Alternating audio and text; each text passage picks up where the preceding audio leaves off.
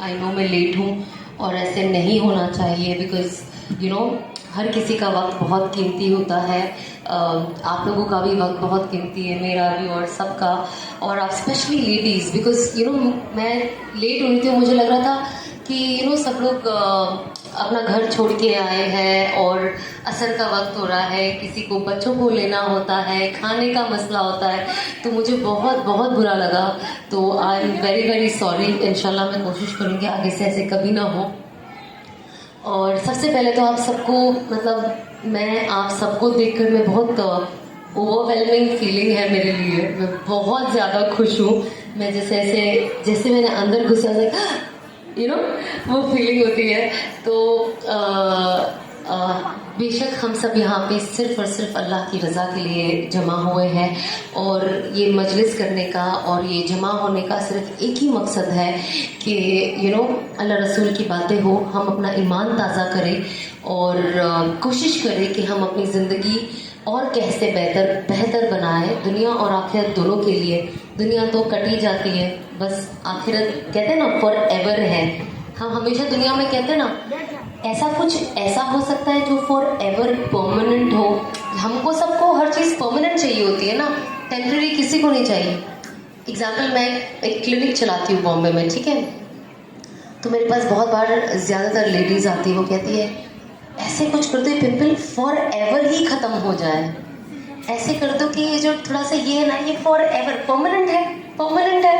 तो जाहिर सी बात है कि जो परमानेंट और फॉर एवर का वैल्यू है वो हम ईमान वालों को सबसे ज़्यादा पता है, क्योंकि हमारी जो आखिरत है और मरने के बाद वाली जो ज़िंदगी है वो फॉर एवर है।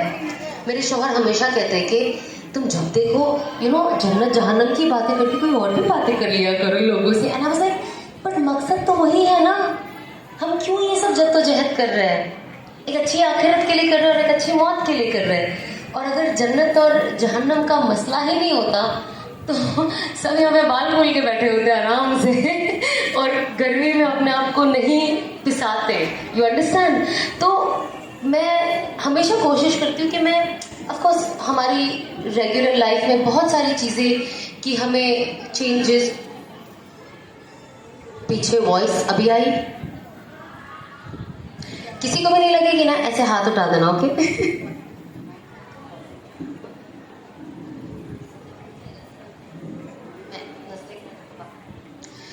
सबको सुनाई दे रहा है ना? नहीं सुनाई देगा तो प्लीज, क्योंकि मुझे बहुत ज्यादा सुनाई दे रहा है यहाँ पे।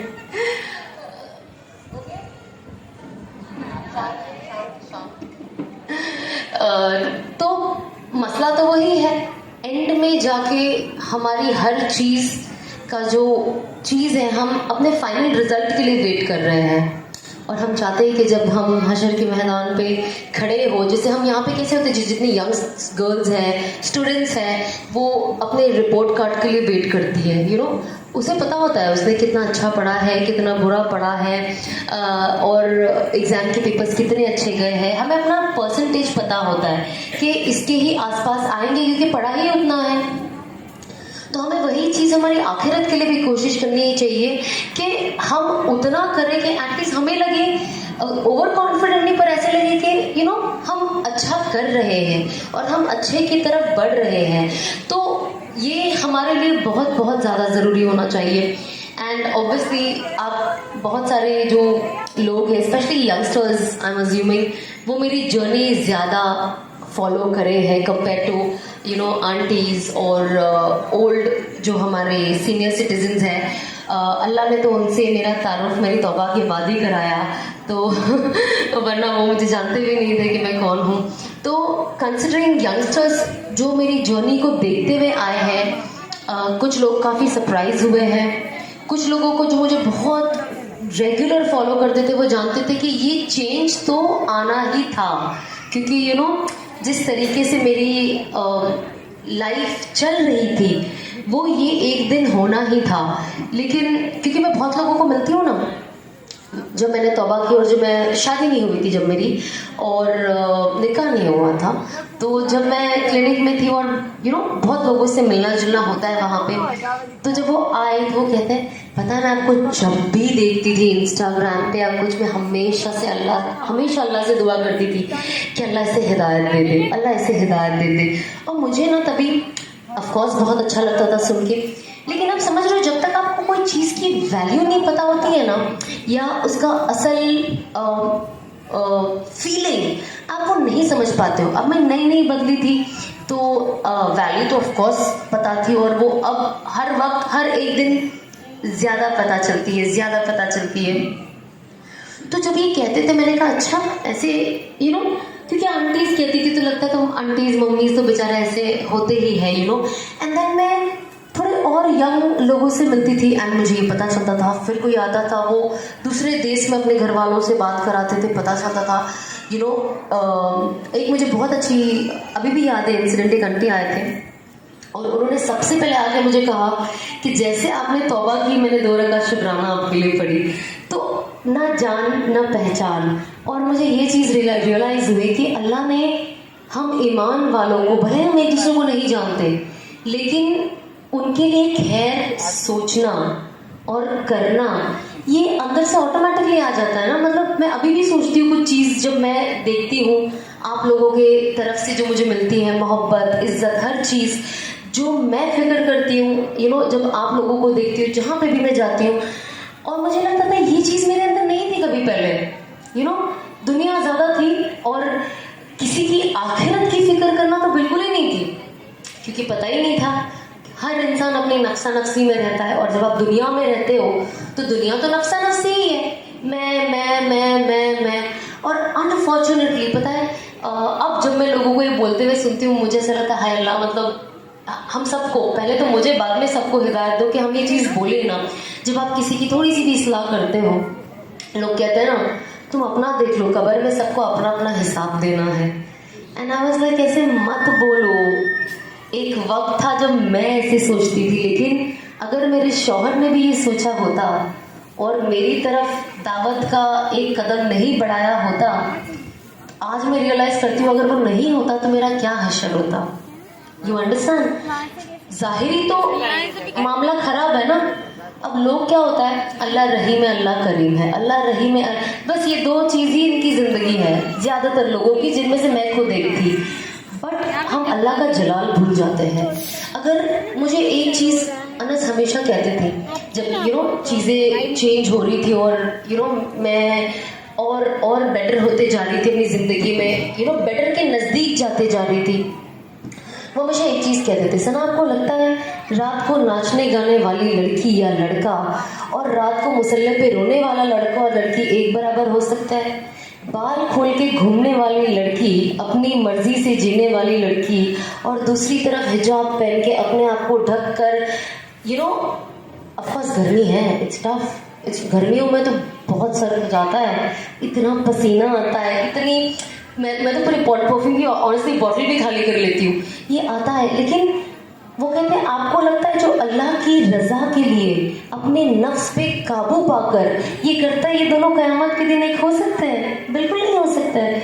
नाचने गाने वाली लड़की एक दूसरी लड़का या लड़की हो के, मतलब लड़कियां बैठी है मस्तूरात का मजमा है तो इसलिए मैं कहती हूँ, बट ऑब्वियसली लड़का या लड़की सबके लिए शरीयत एक है, जो जिनके लिए जैसे हिसाब से लिखी गई है।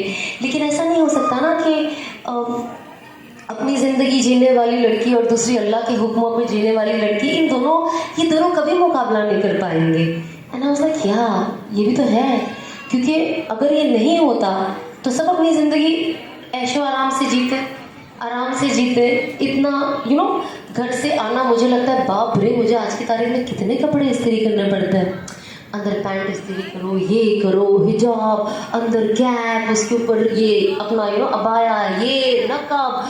मैं मतलब मैं कभी कभी पैकिंग करती हूँ। अभी फिलहाल जब मैं बाहर जाती हूँ, अनस कहते कितना टाइम लगेगा, मैंने अनस को कहती पहले क्या होता था, एक जीन्स पैक करो, 4 टी शर्ट उस पर रख लो, 4 दिन का निज़ाम पूरा, कोई टेंशन ही नहीं। मैंने कहा अब तो ये कुछ रह तो नहीं गया, वो कुछ, हर चीज़ करते करते वक्त लगता है और लगेज बढ़ जाता है, मैं क्या करूँ। तो बहुत एक्साइटिंग है टू बी ऑनेस्ट ये लाइफ। और बीच में मैं बहुत क्यूट किस्सा है ये एक लड़की का जिन्होंने इस्लाम एक्सेप्ट किया। एंड मेरी उनसे मुलाकात हुई, मुझे पता नहीं था। एंड वो मुझसे मिलना चाहते थे। And obviously she was like आप मुझे गाइड करें कि मैं आगे कैसे। मैंने कहा चलो दोनों साथ में सीखते हैं। मैं भी न्यू कमर ही हूँ इसके अंदर एक तरीके से। तो उनसे जब मैंने एक सवाल किया ना, और जब उन्होंने मुझे जवाब दिया, मुझे अभी भी सोच के हंसी आ रही है। तो मैंने उनसे सिर्फ इस तरीके से सवाल किया। मैंने बाद में मुझे लगा मतलब ये लोग मेरे बारे में ये सोचते थे, मतलब नॉलेज ही नहीं है। तो मैंने उस लड़की को पूछा, अच्छा बहन आपने कब इस्लाम कबूल किया? मुझे कहती है आपके 2 महीने पहले। मैंने कहा मतलब मैंने अक्टूबर 2020 में अनाउंस किया और उसने अगस्त में किया होगा। तो जब मैंने उससे कहा कि आपने इस्लाम कब कबूल किया, तो मुझे कहती है आपके 2 महीने पहले। And I was like okay, ये बहुत अजीब सी। मैंने कहा यू अंडरस्टैंड, आप समझे कि नहीं ये मसला? Because I change my life और मैं सही रुख पे आई, तो उन्हें लगा कि मैंने इस्लाम अब भी कबूल किया है 2 साल पहले। तो इससे आपको पता चलता है कि स्पेशली जो ईमान में पहले से नहीं होते हैं, और वो लोग जब चेंज होते हैं ना, वो वाकई देखने के लायक होते हैं। और उनको देखकर ना बहुत शर्मिंदगी होती है और बुरा लगता है। ऐसा लगता है कि जैसे भी ये बहन से मिली एंड प्रॉपर हिजाब, ओके प्रॉपर हिजाब, और हम मुसलमान बहन हम अपने जो हम पैदा ही ईमान के साथ हुए हैं, आज उन्हें हिजाब पे लाना, उन्हें कितना कन्विंस करना पड़ता है। अल्लाह के बारे में जो बचपन से माँ बाप बताते हैं उन्हें फिर बताना पड़ता है, उन्हें सुन्नतों के बारे में बताना पड़ता है। पर ये जो लड़के लड़कियां होते हैं जो एक्सेप्ट करते हैं, नए आते हैं, ये लोग हमसे ज़्यादा कवरिंग करते हैं। और मुझे लगता है ये इंसान ने कुछ महीने पहले सीखा और हिजाब ले लिया, और हम बचपन से मुसलमान हैं और हमको हिजाब लेने के लिए 10 लोग को कन्विंस करना पड़ रहा है। फिर नजर रखनी पड़ रही है कि बाहर जाके निकाल तो नहीं दे रहे। बच्चों की जो हाल है आज की तारीख में। सो आई थिंक हमें बहुत इस चीज़ पे तवज्जो देना चाहिए कि हिजाब स्पेशली ये कोई आउटफिट नहीं है हमारा, ये हमारा यूनिफॉर्म फॉर एवर है। इससे हमारी पहचान है। कहते हैं ना, जब आप रास्ते पे जाओगे, जब आप हदीस सुनते हो और बड़े बड़े उलमा जो ये बयान करते हैं, मैं कोशिश करती हूँ कि मैं रोज़ बयान सुनूँ। रोज़ मैं सोती भी बयान सुन के हूँ, मैं कुछ काम करती हूँ तो भी बयान चालू होता है। मैं कभी भी अपने कान को बयान से फारिग रखती ही नहीं हूँ, क्योंकि मैं चाहती हूँ मैं जितना सुनूँ, मुझे बहुत सीखना है। और एक तलब है अंदर कि मैं और कितना सीखूं, और मैं अपने अंदर और ऐसा क्या करूं जिससे मेरा अल्लाह और खुश हो जाए, और खुश हो जाए। मुझे अभी भी लगता है कि बहुत चीज़ें मुझे करनी। Oh my God.